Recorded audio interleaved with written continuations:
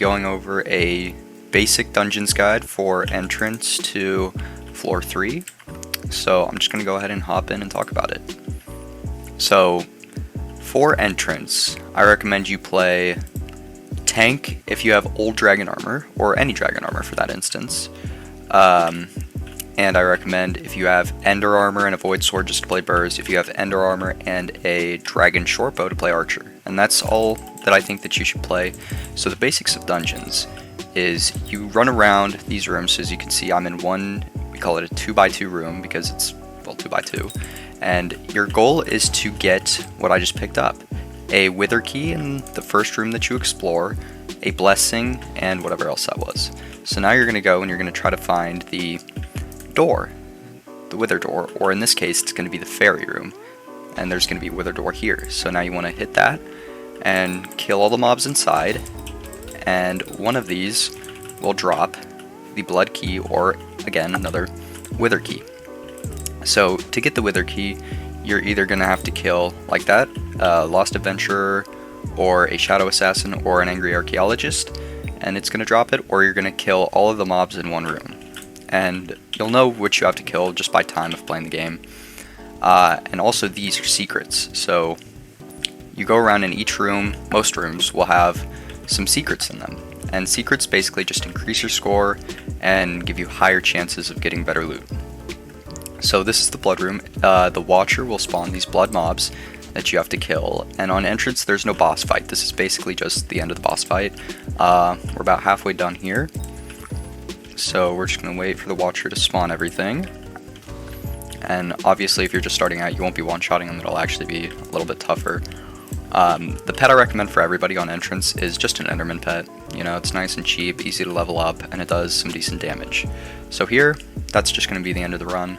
We're going to go back to the dungeon hub, and we're going to queue into a floor 1. Now each time you go up from entrance all the way to F7, the rooms are going to get bigger.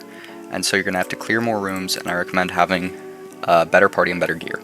So for floor 1, I recommend that everybody try to have dragon armor. It doesn't have to be starred at all.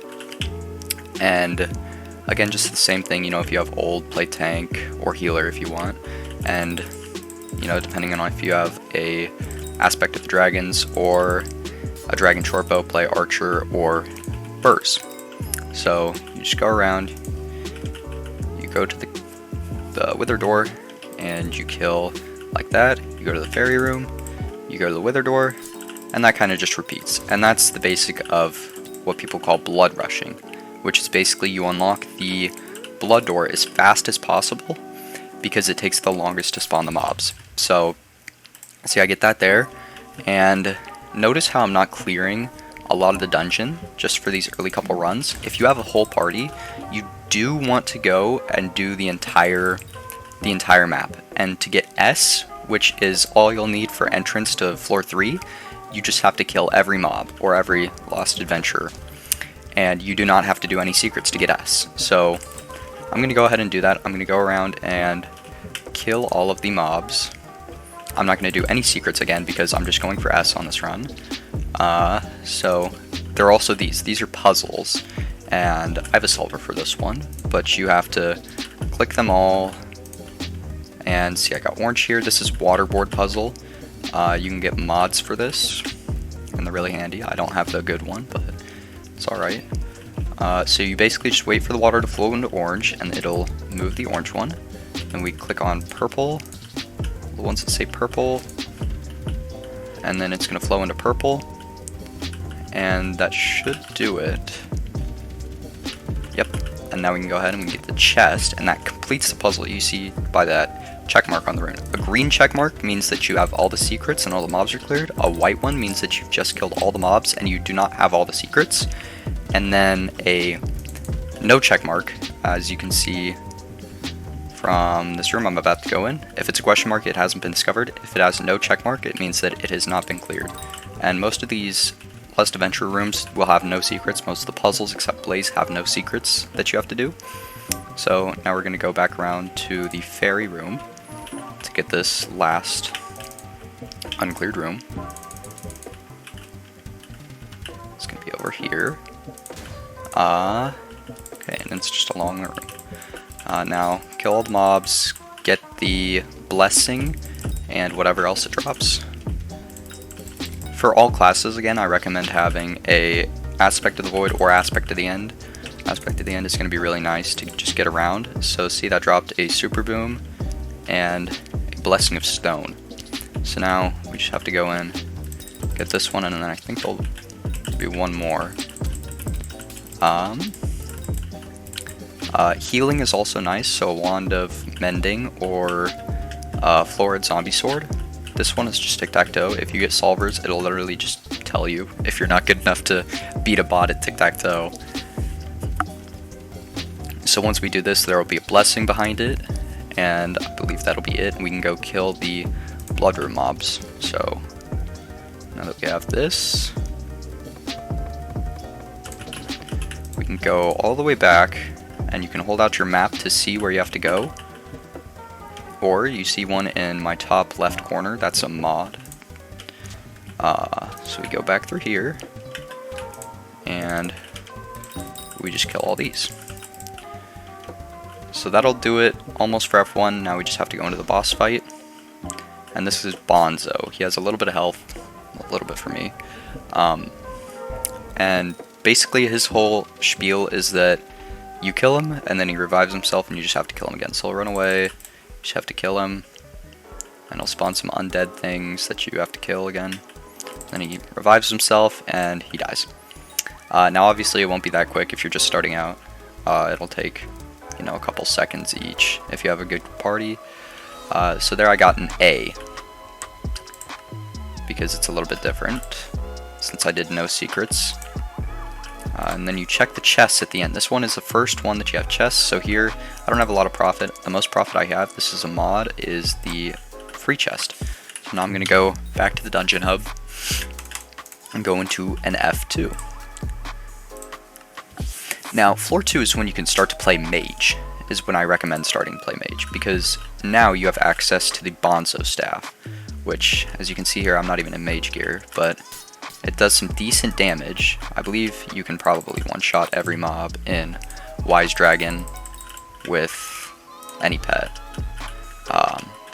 So now I'm just going to go through. This is one of the rooms where you have to kill every mob, so it's a little bit more annoying than just finding a boss and killing it.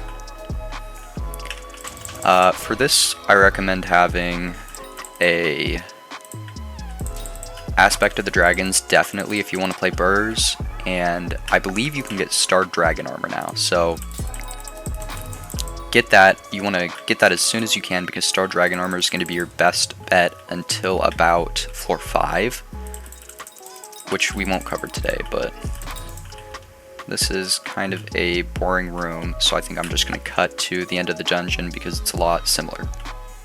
Kill all the blood mobs, and you can see at the top it'll tell you how many more you have to kill.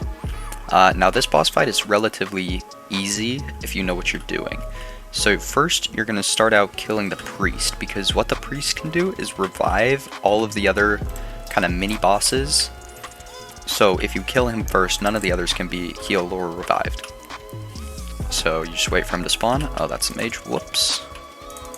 So you go over to the undead priest, you kill him first, and then you go around and you just kill everything else. And then once you're done with that, Scarf will spawn. I recommend again going to the priest and killing the priest first, just so nothing else can be revived or healed. So you get him, and then you can go for Scarf. Now Scarf dies and you're done with the run. I was one score away from an S just because I didn't do any secrets again. So 270, you can see your score right here. 270 is S. I believe 240 and above, 240 to 259 is A. So here I get a Fuming Potato Book. I actually make a lot of money. So now when we get into F3, none of the gear really changes because you don't unlock a lot at floor 2. So now we're going to go into floor 3. Now this is where you want to start doing secrets, because once you get to S, which, I mean, you don't have to do that many secrets, you know, get as many as you can.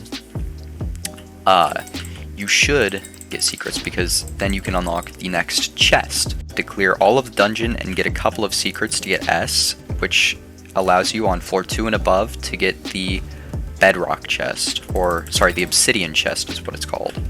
And that allows you to get better loot. On floor 2, I believe you can start to unlock Scarf Studies more often if you get the S and the obsidian chest.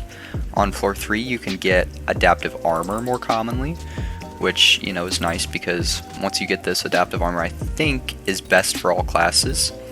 On this floor for Burrs, I recommend that you definitely have a starred AOTD and starred strong or superior if you can afford it.